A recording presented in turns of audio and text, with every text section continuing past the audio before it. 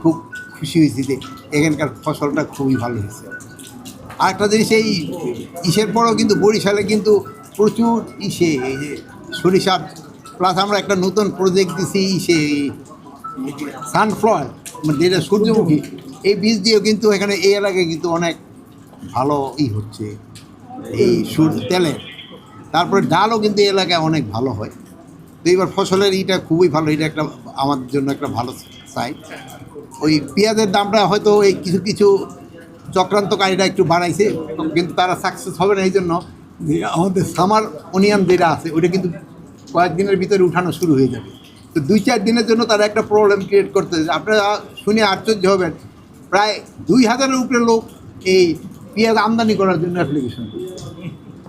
আমাদের যেহেতু এবার আপনারা জানেন যে আমরা এয়ার ফ্লো মেশিন দিচ্ছি, এয়ার ফ্লো মেশিন দিলে কৃষক তার পেঁয়াজটা 1 বছর তারা নিজের রাখতে পারে। এই জন্য তারা অন্যান্যবারে যেমন ছেড়ে দেয়, এবার ছাড়ে নেই। এই জন্য পেঁয়াজ কিন্তু রয়ে গেছে, কিন্তু তারা ভাবছে যে পেঁয়াজ বুঝি নাই। এই জন্য পেঁয়াজের দাম সহনীয় পর্যায়ে থাকবে। আরেকটা জিনিস, সবজি কিন্তু এবার আপনারা দেখবেন প্রচুর সবজি হয়েছে।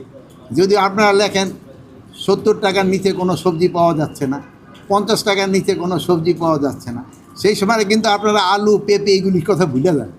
আলুর কৃষক যে কোনো দাম পায় না এইগুলি কিন্তু আপনারা একেবারে ভুলে যান, যে আলুর চাষিরা এবার দাম পায় না। এই যেগুলি দাম কম থাকে ওইগুলোও বলবেন, যেটা বেশি থাকে ওইটাও বলবেন। আর শীতের সবজিটা তো উঠা শুরু হয় নাই। শীতের সবজিটা যখন পুরা দমে শুরু হবে সেই সময় দেখবেন এই সবজির দামটা অনেক কমে যাবে।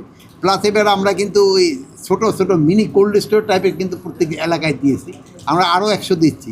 এক সময় দেখেন যে এই সবজিটা যে সময় চৈত্র বৈশাখ মাসে এই মূলা ঠুলাগুলি দেখবেন যে মানুষ সে সময় খেতে চায় না, এই গরু বাছুরে খাওয়া যায়, ফুলকপি এগুলি যেন ওই সময় প্রিজার্ভ করতে পারে, এই জন্য কিন্তু এই কোল্ড স্টোরগুলির ব্যবস্থা করা হয়েছে। এটা করলে 2টা লাভ।